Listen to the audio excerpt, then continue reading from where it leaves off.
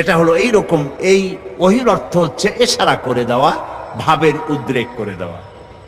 আবার মুসা আলাইহিস সালামের মা সম্পর্কে আল্লাহ তাআলা বলছেন, ইয আওহাইনা ইলা উম্মিকা মা ইউহা।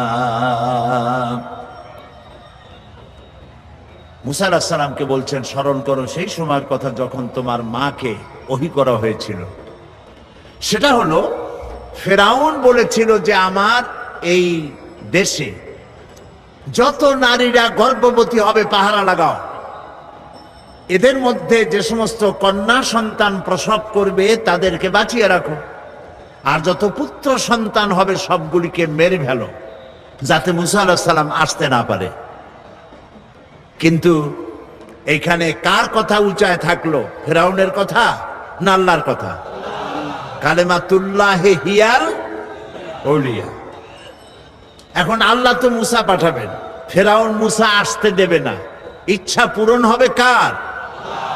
এই 4-5 জন কইলে হয় নাকি? জোরে জোরে কন না, কার? আল্লাহ তাআলার ইচ্ছা পূরণ হবে। মুসা আলাইহিস সালামের মায়ের পেটে মুসা আলাইহিস সালাম এলেন। আল্লাহ তাআলা বলছেন আমি তাকে ওহী করলাম। তার মানে হলো যখন মুসাকে তিনি প্রসব করবেন, মুসা আলাইহিস সালামকে, তখন মুসা আলাইহিস সালামের মায়ের মনের মধ্যে ভাবের উদ্রেক করে দিলেন আল্লাহ তাআলা এভাবে, সন্তান প্রসব করেই তাকে একটি বাক্সের ভিতরে আটকাইয়া নদীর ভিতরে ছেড়ে দাও। এখানে জিবরাইল আলাইহিস সালাম আসে নাই। সুতরাং এই সব ব্যাপারে যত ওহীর কথা হয় বুঝতে হবে ভাবের উদ্রেক করে দেওয়া, ইশারা করা। কিন্তু এই ওহী যখন কোন নবীর প্রতি ওহী করা হয়, বলা হয়, তখন বুঝতে হবে সেখানে এসেছিলেন কে? জিবরাইল আলাইহিস সালাম। এই কথাটি আল্লাহ তাআলা কোরআনে কারীমের মধ্যে বলছেন, ইন্না আওহাইনা ইলাইকা কামা আওহাইনা ইলা নূহিন ওয়ান নাবিয়্যিনা মিন বা'দিহি। নিশ্চয়ই আমি আপনার প্রতি ওহী নাজিল করেছি, এবং এই ওহী শুধু আপনাকে দিয়ে শুরু করি নাই, এই ওহী নাজিল করেছি আপনার প্রতি যেমন করে নাজিল করেছিলাম নূহ আলাইহিস সালামের প্রতি এবং তার পরবর্তী সমস্ত নবীদের উপরে। ওয়া আওহাইনা ইলা ইব্রাহিমা ওয়া ইসমাঈলা ওয়া ইসহাকা ওয়া ইয়াকুবা ওয়াল আসবাত। এবং এইভাবে করে ইব্রাহিম, ইসমাঈল, ইসহাক, ইয়াকুব আলাইহিমুস সালাম এবং তার আওলাদদের প্রতি যত নবী হয়েছে প্রত্যেক নবীর কাছে আমি ওহী পাঠাইছি জিবরাইলের মাধ্যমে। আচ্ছা, জিবরাইলকে না দিয়া আল্লাহ তাআলা নিজে বললে অসুবিধা কি হইতো? প্রশ্ন উঠতে পারে। সে প্রশ্নের জবাব আল্লাহ দিচ্ছেন, وَمَا كَانَ لِبَشَرٍ أَن يُكَلِّمَهُ اللَّهُ إِلَّا وَحْيًا أَوْ مِنْ وَرَاءِ حِجَابٍ أَوْ يُرْسِلَ رَسُولًا فَيُوحِي بِإِذْنِهِ مَا يَشَاءُ। আল্লাহ তাআলা বলেন, এটা কখনোই সম্ভব নয় যে আল্লাহ রাব্বুল আলামিন কোন মানুষের মুখোমুখি হয়ে, কোন মানুষের সামনাসামনি হয়ে তিনি কথা বলবেন। এটা আদৌ সম্ভব নয়। আল্লাহ তাআলা কোন মানুষের সামনাসামনি কথা বলবেন, এটা আদৌ সম্ভব নয়। কারণ আল্লাহ তাআলা বলেছেন, লা তুদরিকুহুল আবসার, কোন দৃষ্টি শক্তি আমাকে তার দৃষ্টির সীমার ভেতরে পরিব্যাপ্ত করতে পারবে না। সুবহানাল্লাহ কইতে ইচ্ছা করে না? মুসা আলাইহিস সালাম বলেছিলেন, রব্বি আরিনি, হে আল্লাহ আমি তোমারে দেখতে চাই। আল্লাহ তাআলা সাফ একটি জবাব দিয়েছেন, লান তারানি, কখনো দেখতে পারবে না। মুসা আলাইহিস সালাম খুব আদুরে নবী ছিলেন, বেশি আদরের ছিলেন। তিনি যখন বেশি বেশি দেখতে চাইলেন, আল্লাহ তাআলা বললেন তাহলে একটি পরীক্ষা হোক, টেস্ট হোক, দেখতে পারবা কিনা তার একটা টেস্ট হতে হবে। আল্লাহ তাআলা তার সম্মুখ থেকে 70,000 পর্দা ভেতর দিয়ে সামান্য নূরের তেজাল্লি নিক্ষেপ করলেন পাহাড়ের প্রতি। ডাইরেক্ট তিনি তো দেখতে পারবেনই না, পাহাড়ের উপরে নূর ফেলেছেন, সেই নূরকে তিনি বরদাস্ত করতে পারেন নাই। মূসা আলাইহিস সালাম বেহুশ হয়ে জমিনে পড়ে গিয়েছেন। এখানে মূসা আলাইহিস সালাম আর মুহাম্মদ সাল্লাল্লাহু আলাইহি সাল্লামের মধ্যে পার্থক্য হচ্ছে এই, মূসা আলাইহিস সালাম পাহাড়ের প্রতি পড়া নূরকে সহ্য করতে পারেন নাই, বেহুশ হয়ে পড়েছেন। কিন্তু মেরাজে নবী করিম সাল্লাল্লাহু আলাইহি সাল্লাম নূর দেখেছেন আর বেহুশ হয়ে পড়েন নাই। আল্লাহ তাআলা কোরআন শরীফে এটা বলেছেন। অন্য কোনো সময় সুযোগ পেলে তখন সেই কাহিনী শোনানো যাবে কোরআনে কারীম থেকে। সুতরাং মূল কথা হচ্ছে এই যে আল্লাহ তাআলাকে কোনো মনুষ্য শক্তির দৃষ্টি সীমার ভিতরে, কোনো দৃষ্টি শক্তি লা তুদরিকুহুল আবসার, আল্লাহর দৃষ্টি সীমার ভেতরে তো সব, কিন্তু কোন শক্তি তার দৃষ্টি দিয়ে আল্লাহকে সীমাবদ্ধ করতে পারবে না। সুবহানাল্লাহ বিহামদিহি। তো আল্লাহ রাব্বুল আলামিন মানুষের সঙ্গে যেহেতু তিনি কথা সরাসরি বলবেন না, কথা বলতে গেলে তিনি মিওয়ারায়ে হিজাব, পর্দার আড়াল থেকে বলেন, নতুবা তিনি জিবরাইলের মাধ্যমে, ফেরেশতার মাধ্যমে কথা বলেন। কোরআনে কারীম আল্লাহ তাআলা নাজিল করলেন জিবরাইলের মাধ্যমে। এর সূরা নাস থেকে শুরু করে সূরা ফাতিহা থেকে, বিসমিল্লাহ থেকে শুরু করে সূরা নাস পর্যন্ত সম্পূর্ণ কোরআন বহন করে নিয়ে এসেছেন কে বলুন তো? জিবরাইল আলাইহিস সালাম। এই কিতাবের বিশুদ্ধতা সম্পর্কে কোনো কথা উঠতে পারে পাঠকের মনে। দেখুন, পৃথিবীতে যত লেখকরা বই লেখেন, প্রত্যেক লেখক শুরুতেই তার দুর্বলতা স্বীকার করেন। আপনারা কি কথা শুনতেছেন? সেই সাথে বুঝতেছেন? আলহামদুলিল্লাহ বলেন। প্রত্যেক অথার, রাইটার, মুসান্নিফ, লেখক বই লিখতে গিয়ে শুরুতেই বলেন, এই লেখার মধ্যে আমার ভুল ত্রুটি হতে পারে, তথ্য এবং তত্ত্বগত, অথবা প্রিন্টিং মিস্টেক হতে পারে। কোন সহৃদয় পাঠক যদি তার চোখে কোনো ভুল ধরা পড়ে আমাকে জানিয়ে দিলে কৃতজ্ঞতার সাথে আগামী সংস্করণে সংশোধন করতে বাধ্য থাকিব। এরকম লেখা থাকে কিনা? না, এরকম লেখা থাকে, আমি যে একখানা বই লেখছি এর মধ্যে ভুল ধরে কার বাপের মাথায় কয়টা মাথা। আলহামদুলিল্লাহি রাব্বিল আলামিন। সমস্ত প্রশংসা, যাবতীয় প্রশংসা আল্লাহ রাব্বুল আলামিনের, যিনি কিতাব নাজিল করেছেন। সুবহানাল্লাহ। আর এক কথা উল্টা, যেখান থেকে শুরু করবেন ওইখানেই দেখেন বিশুদ্ধতার গ্যারান্টি। যালিকাল কিতাবু লা রাইবা ফি।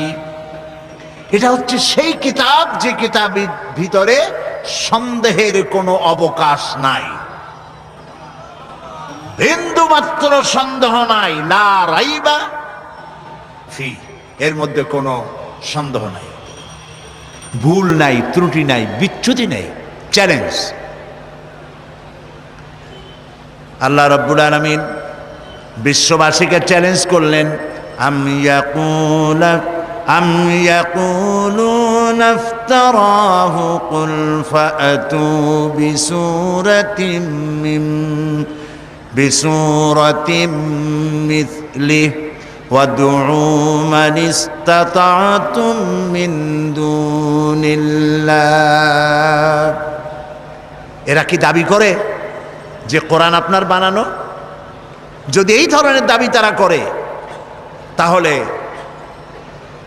তাদের পক্ষে যদি সম্ভব হয় তাহলে কোরআনের মতো করে কোরআন তারা বানাক। যদি তারা সত্যবাদী হয়, কোরআনের সূরার মতো করে সূরা তারা বানায় নিয়ে আসুক। মহান আল্লাহ রাব্বুল আলামিন আরো চ্যালেঞ্জ করলেন, قل لئن اجتمعت الإنس والجن أن يأتوا بمثل هذا القرآن لا يأتون بمثله ولو كان بعضهم لبعض ظهيرا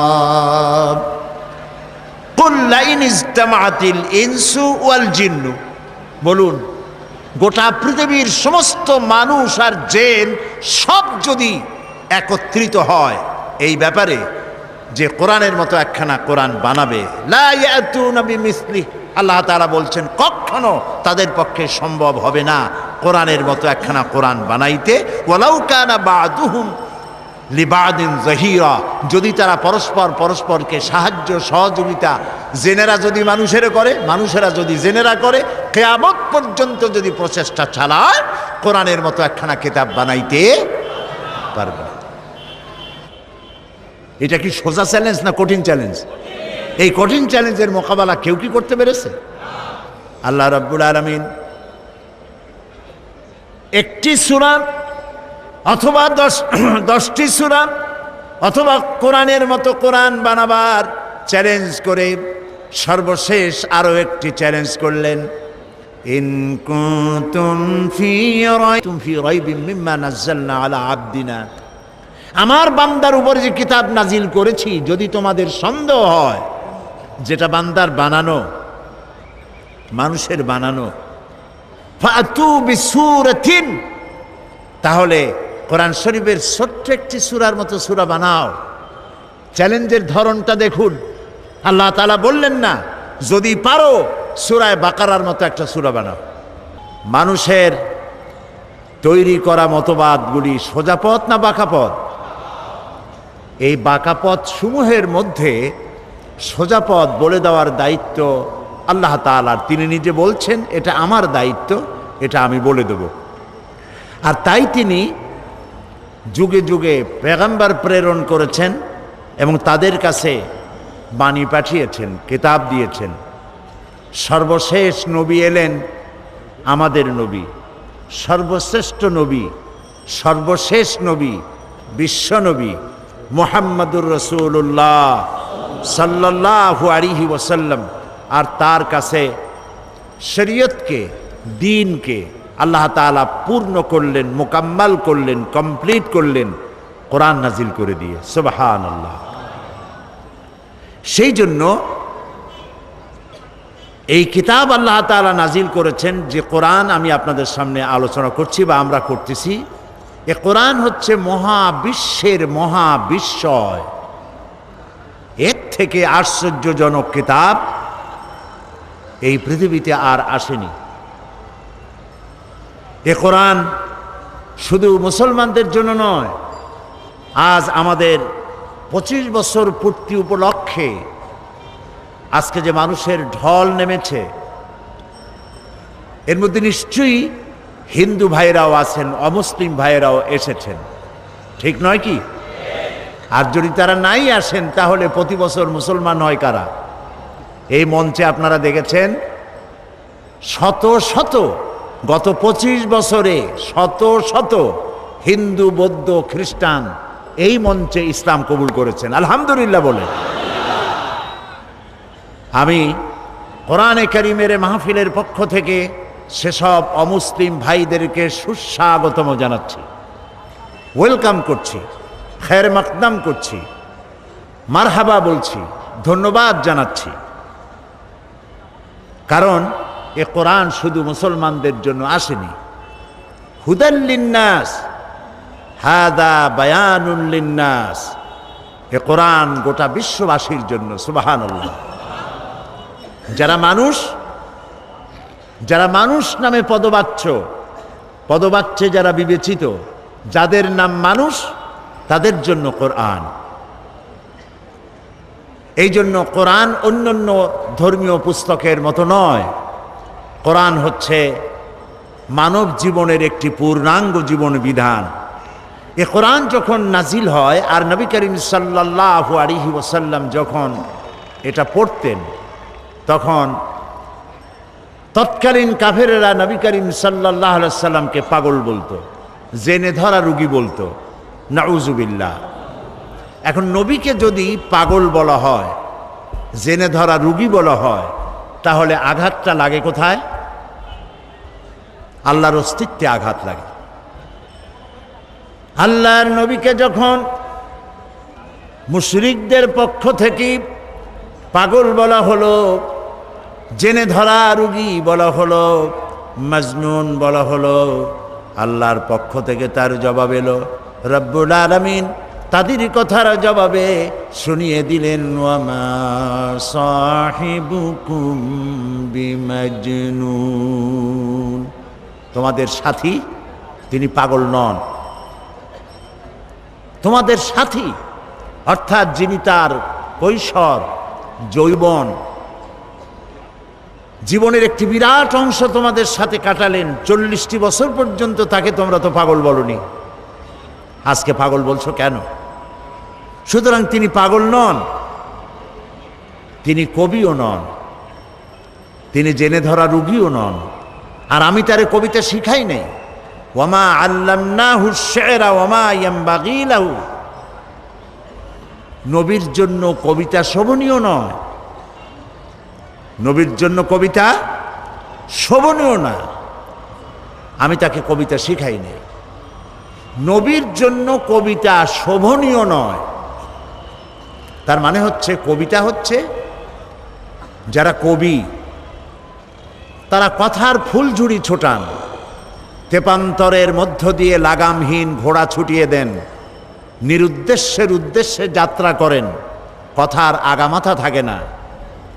এই জন্য কবিরা মানুষের মনে আনন্দ সৃষ্টি করতে পারেন ঠিকই, কিন্তু কোনো বিপ্লব ঘটাতে পারেন না।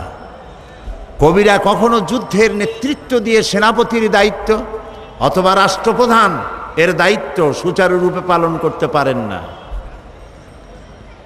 এই জন্য কবিতা এটা নবীর জন্য শোভনীয় নয়, কারণ কবিরা এমন সব কথা বলেন যে কথার সাথে বাস্তবতার কোনো মিল থাকে না।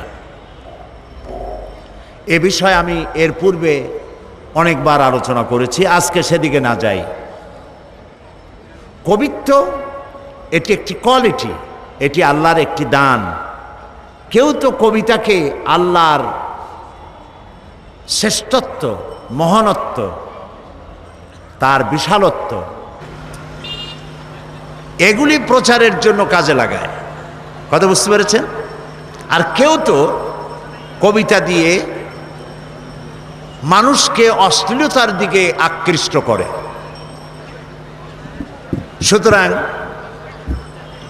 কবিতা বা কবিত্ব একটি প্রতিভা, কিন্তু সেই প্রতিভা কোনো পূর্ণাঙ্গ প্রতিভা এমন নয় যা জাতি গঠনে কোনো বিপ্লবী ভূমিকা রাখতে পারে। এই জন্যে আল্লাহ রাব্বুল আলামিন বলছেন যে আমি আমার নবীকে কবিতা শিখাই নাই এবং কবিতা তার জন্য শোভনীয় নয়। নবী করিম সাল্লাল্লাহু আলাইহি ওয়াসাল্লাম যখন কোরআনের এই দাওয়াত দিচ্ছিলেন, সমাজে এই দাওয়াত যখন দিচ্ছিলেন, যেহেতু তিনি যখন কোরআন পড়তেন লোকেরা মনে করতো এটা বুঝি কবিতা। আপনি যদি কোরআন তাড়াতাড়ি পড়েন তাহলে মনে হবে যেন আপনি প্রবন্ধ পড়ছেন, আর যদি প্রতি আয়াতে থেমে থেমে পড়েন মনে হবে যেন আপনি কবিতা পড়ছেন। এটা ঠিক কিনা বলেন? দেখুন, আর রহমান আল্লামাল কুরআন খলাকাল ইনসান আল্লামাহুল বায়ান। থেমে থেমে পড়লাম মনে হলো যেন কবিতা। আবার যদি একসঙ্গে পড়ে যান, আর রহমানু আল্লামাল কুরআন খলাকাল ইনসান আল্লামাহুল বায়ান, এভাবে যদি আপনি না থেমে যদি পড়ে যান মনে হবে প্রবন্ধ। আর যদি আয়াতে আয়াতে থেমে থেমে পড়েন আগাগোড়া সূরা ফাতিহা থেকে নাস পর্যন্ত মনে হবে যেন কবিতা পড়ছেন। সুবহানাল্লাহ। এবং এই জন্য কোরআন মানুষের মুখস্থ থাকে বেশি। কোরআন মানুষ মুখস্থ করতে পারে একটি কাব্যিক ছন্দ, একটি কবিতার ছন্দের মতো এর ভাষা, এর লালিত্য, এর মাধুর্য, এর বাচনভঙ্গি, এর রচনা শৈলী একটা ভিন্ন প্রকৃতি। সে ব্যাপারে আমি কথা বলবো ইনশাআল্লাহ। তো আমরা বলছিলাম যে আল্লাহ তাআলা কোরআন নাজিল করেছেন, কোরআন শিখিয়েছেন মানুষকে, এবং এই কোরআন শিক্ষা দেওয়াটা হচ্ছে আল্লাহ তাআলার সৃষ্টি জগৎ মানুষের জন্য সব থেকে বড় দয়ার প্রমাণ। আর এই কোরআন যখন নবী করিম সাল্লাল্লাহু আলাইহি সাল্লাম তেলাওয়াত করতেন, ওরা মনে করতো কবিতা পড়তেছে, জেনে ধরেছে। হযরত ওমর রাদিয়াল্লাহু তাআলা আনহুর সময়ে, তিনি যখন জাহিল ছিলেন সে সময়ের এক ঘটনা, তার ইচ্ছে হলো তিনি নবী করিম সাল্লাল্লাহু আলাইহি সাল্লামকে নির্যাতন করবেন। তাকে খুঁজতে লাগলেন, খুঁজতে খুঁজতে তাকে পেয়ে গেলেন। তিনি মসজিদে হারামের মধ্যে নামাজ পড়ছেন, নামাজে দণ্ডায়মান, তিনি তেলাওয়াত করছেন। এখন হযরত ওমর ভাবলেন যে এখন তো নামাজ পড়তেছে, এখন কিছু করব না, নামাজটা শেষ হোক, তারপরে যেভাবে হয় আচ্ছা তরে মারধর করব, নির্যাতন করব। নবী করিম সাল্লাল্লাহু আলাইহি সাল্লাম তেলাওয়াত করতেছিলেন, আর এই তেলাওয়াত হযরত ওমর শুনতেছিলেন। তার হৃদয়ের মধ্যে প্রতিটি আয়াত যেন গ্রথিত হচ্ছিল। তিনি অবাক হলেন, ভাবলেন মুহাম্মদ সাল্লাল্লাহু আলাইহি ওয়াসাল্লাম নিঃসন্দেহে তাকে কোনো জেন এই সব কথা শিখিয়ে দেয়, নইলে যিনি জীবনেও লেখাপড়া করেন নাই, স্কুলে যান নাই, কলেজে যান নাই, পড়াশোনা করেন নাই, নাম লিখতে পারেন না, পড়তে জানেন না, নাম সই করতে পারেন না, এত সুন্দর করে বলেন কি করে? নিশ্চয়ই কোনো জেনে শিখায়। হযরত ওমর বলেন, আমি যখন এই চিন্তা করছি মনে মনে, জেনের শেখানো কথা হবে বোধহয়, তখন তিনি নামাজের ভেতরে যা পড়লেন তাতে আমার মনে হলো যেন আমার কথার তিনি জবাব দিলেন। কি পড়লেন? হযরত ওমর যখন এই চিন্তা করতেছিলেন, নবীজি তার তেলাওয়াতের মধ্যে এক পর্যায়ে তিনি তেলাওয়াত করলেন, ইন্নাহু লাকাউলু রাসূলিন কারীম। নিশ্চয়ই এক বার্তাবাহকের বর্ণনা, এক সম্মানিত বার্তাবাহকের বর্ণনা। হযরত ওমর চিন্তা করলেন, আমি যে মনে করেছিলাম জেনের কথা, এটা তো তারই জবাব হলো যেটা জেনের কথা নয়, এটা এক মহান বার্তাবাহকের বর্ণনা। তাহলে জেনের কথা যদি না হয়, তাহলে এটা তো ঠিক যে মুহাম্মদ সাল্লাল্লাহু আলাইহি সাল্লাম ফাঁকে ফাঁকে, তলে তলে নিজে কোন ফাঁকে যেন কবি হয়ে গেছে, নইলে মিলায় মিলায় বলেন কি করে? হযরত ওমর বলেন, আমি যখন মনে মনে ভাবলাম নবীজি কবি হয়ে গেছেন, মুহাম্মদ সাল্লাল্লাহু আলাইহি ওয়াসাল্লাম কবি হয়ে গেছেন, তখন তিনি নামাজের ভেতরে যা তেলাওয়াত করলেন আমি বুঝলাম আমার কথার জবাব পেয়ে গেছি।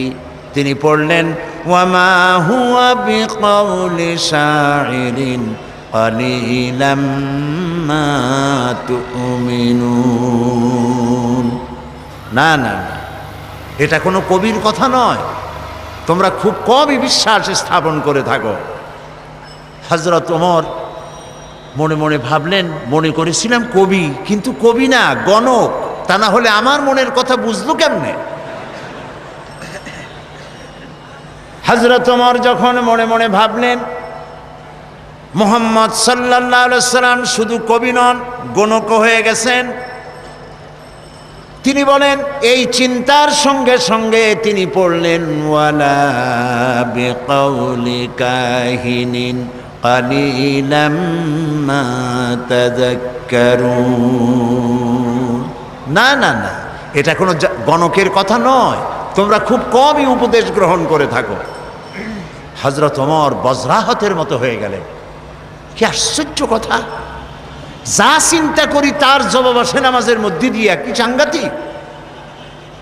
এটা জেরের কথা নয়, এটা কবির কথা নয়, এটা গণকের কথা নয়, তবে এটা কি? হযরত ওমর বলেন, আমি যখন মনে মনে ভাবলাম তবে এটা কি, অমনি জবাব এলো, তিনি নামাজের ভিতরে পড়লেন, তানজিলাম মির রাব্বিল আলামিন। এটি মহান আল্লাহ রব্বুল আলামিনের বাণী, যিনি তামাম জাহানের পালনেওয়ালা রব, তার কাছ থেকে নাজিলকৃত এটি কিতাব। সুবহানাল্লাহ। হযরত ওমর বললেন, আমার মনে হলো যেন ইসলাম তার নিজস্ব আসন আমার কলিজার মধ্যে গেড়ে বসতেছে। প্রিয় ভাই সব, কোরআন নাজিল হতে থাকলো, নবী করিম সাল্লাল্লাহু আলাইহি সাল্লাম মুখস্থ করতে লাগলেন, আর আল্লাহ তাআলা দুনিয়ার মানুষকে শুনিয়ে দিলেন এই যে কোরআন, এ সবটা আল্লাহর বাণী। জোরে সোরে একবার বলেন তো, এটা কার বাণী? মানুষের যেন কোনো সন্দেহ না থাকে, এই জন্য রব্বুল আলামিন বলছেন, ওয়া মা ইয়ানতিকু আনিল হাওয়া ইন হুয়া ইল্লা ওয়াহিয়ুন ইউহা। আমার নবী কোরআনের ব্যাপারে যা বলেন সব আমার নাজিলকৃত কথা, আমার ওহী তিনি বলেন, নিজের থেকে বানায়া তিনি কিছুই বলেন না। দুনিয়ার মানুষকে কোরআন সম্পর্কে রব্বুল আলামিন গ্যারান্টি দিলেন, ওয়ালাউ তাকাওয়ালা আলাইনা বা'দাল আকাওয়িল। আমার নবী যদি নিজের থেকে কোনো একটি কথা বানায়া আমার নামে কোরআনের ভিতরে যদি চালায় দিতেন, আমি আমার নবীর ডান হাতকে চেপে ধরতাম, আর আমার নবীর কণ্ঠ নালীকে আমি আল্লাহ কেটে ফেলে দিতাম। একটি কথাও তিনি নিজের থেকে এর মধ্যে ঢুকান নাই। এর মধ্যে যত কথা, সব কথাগুলি কার? সবাই বলুন, আল্লাহ তাআলার বাণী দিয়ে ভরা। আল্লাহ তাআলা বলছেন, এর উপর থেকে, এর নিচের থেকে, এর ডান দিক থেকে, এর বাম দিক থেকে শয়তানের, বাতিলের প্রবেশের কোনো অধিকার নাই। মানুষের যেন কোনো সন্দেহ না থাকে, এই জন্য রব্বুল আলামিন বলছেন, ওয়া মা ইয়ানতিকু আনিল হাওয়া ইন হুয়া ইল্লা ওয়াহিয়ুন ইউহা। আমার নবী কোরআনের ব্যাপারে যা বলেন সব আমার নাজিলকৃত কথা, আমার ওহী তিনি বলেন, নিজের থেকে বানায়া তিনি কিছুই বলেন না। দুনিয়ার মানুষকে কোরআন সম্পর্কে রব্বুল আলামিন গ্যারান্টি দিলেন, ওয়ালাউ তাকাওয়ালা আলাইনা বা'দাল আকাওয়িল। আমার নবী যদি নিজের থেকে কোনো একটি কথা বানায়া আমার নামে কোরআনের ভিতরে যদি চালায় দিতেন, আমি আমার নবীর ডান হাতকে চেপে ধরতাম, আর আমার নবীর কণ্ঠ নালীকে আমি আল্লাহ কেটে ফেলে দিতাম। একটি কথাও তিনি নিজের থেকে এর মধ্যে ঢুকান নাই। এর মধ্যে যত কথা, সব কথাগুলি কার? সবাই বলুন, আল্লাহ তাআলার বাণী দিয়ে ভরা। আল্লাহ তাআলা বলছেন, এর উপর থেকে, এর নিচের থেকে, এর ডান দিক থেকে, এর বাম দিক থেকে শয়তানের, বাতিলের প্রবেশের কোনো অধিকার নাই। এটিকে হেফাজত করেছেন স্বয়ং আল্লাহ রব্বুল আলামিন। কে হেফাজত করেছেন? আল্লাহ তাআলা নিজেই। এই জন্য কোরআন আল্লাহ নাজিল করেছেন, এই নাজিল করার জন্য একজন বিশ্বস্ত ফেরেশতাকে ব্যবহার করেছেন। সব ফেরেশতা আল্লাহর কাছে বিশ্বস্ত, যেহেতু ফেরেশতাদের এই মাজাল নাই, তাদের এই ক্ষমতাই নাই যে আল্লাহর হুকুমের বাইরে কোনো কাজ তারা করতে পারে। তাদের দায়িত্বই হচ্ছে আল্লাহর হুকুম মেনে নিজেদেরকে পরিচালিত করা। এর বাইরে কিচ্ছু করার কোনো গুঞ্জাইশ তাদের নাই। কিন্তু এই ফেরেশতাদের মধ্য থেকে একজন ফেরেশতাকে আল্লাহ বেছে নিলেন, যাকে আল্লাহ তাআলা বললেন শাদীদুল কুওয়া, যাকে বললেন রূহুল আমিন। আমরা তাকে কি নামে চিনি? মাশাআল্লাহ, আপনারা সবাই জানেন তার নাম হযরতে জিবরাইল আলাইহিস সালাম। তিনি হলেন আল্লাহ তাআলার জেনুইন, অথেন্টিক, স্পেশাল মেসেঞ্জার। সমস্ত নবীর কাছে এই ওহী পাঠাবার জন্য আল্লাহ তাকে ব্যবহার করেছেন। এই কোরআন সবটা হলো ওহী। এই কোরআনের মধ্যে সবটা কি? ওহী। এখন ওহী কি জিনিস সেটা আমাদেরকে বুঝতে হবে। ওহী শব্দের অর্থ হলো ইশারা করা। কোনো জিনিসের ভাব উদ্রেক করে দেওয়া, মনের মধ্যে কোনো ভাবের উদ্রেক করে দেওয়া, ইশারা করে দেওয়া। এখন এই ওহী কয়েক প্রকার হয়ে থাকে। এই ওহীর কথা কোরআন শরীফে বলা হয়েছে, মৌমাছির কাছেও আল্লাহ ওহী করেছেন, আবার মুসা আলাইহিস সালামের মায়ের কাছেও ওহী করেছেন। তো মৌমাছির কাছে যে ওহী আল্লাহ করেছেন, সেখানে কি জিবরাইল এসেছিল? মুসা আলাইহিস সালামের মায়ের কাছে যখন ওহী করেছিলেন, তখন কি জিবরাইল এসেছিলেন? ওই ওহী কি ধরনের? আর নবীদের কাছে যখন ওহী হয়, সেই ওহী বা কি ধরনের? আসুন কোরআন থেকেই জানি। মৌমাছি সম্পর্কে আল্লাহ তাআলা বলেন, ওয়া আওহা রাব্বুকা ইলান নাহলি আনিত্তাখিযি মিনাল জিবালি বুয়ুতা। তোমার রব মধুমক্ষিকাকে ওহী করে যে পাহাড়ে, বিল্ডিংয়ে, গাছে বাসা বানাও, ঘর বানাও, মৌচাক বানাও। এই যে ওহী করলেন, এখানে জিবরাইল আসে নাই। বিষয়টা হলো মৌমাছির মনের মধ্যে, মৌমাছির মন আছে কিনা? মন আছে কিনা? প্রত্যেক প্রাণীরই মন আছে। ওর মনের মধ্যে, ওর চিন্তার মধ্যে ভাবের উদ্রেক করে দিয়েছেন আল্লাহ তাআলা। সেই ভাবের উদ্রেকেই সে গাছে মৌচাক বেঁধেছে, বিল্ডিংয়ের কার্নিশে বেঁধেছে, আবার পাহাড়েও এই মৌচাক বেঁধেছে।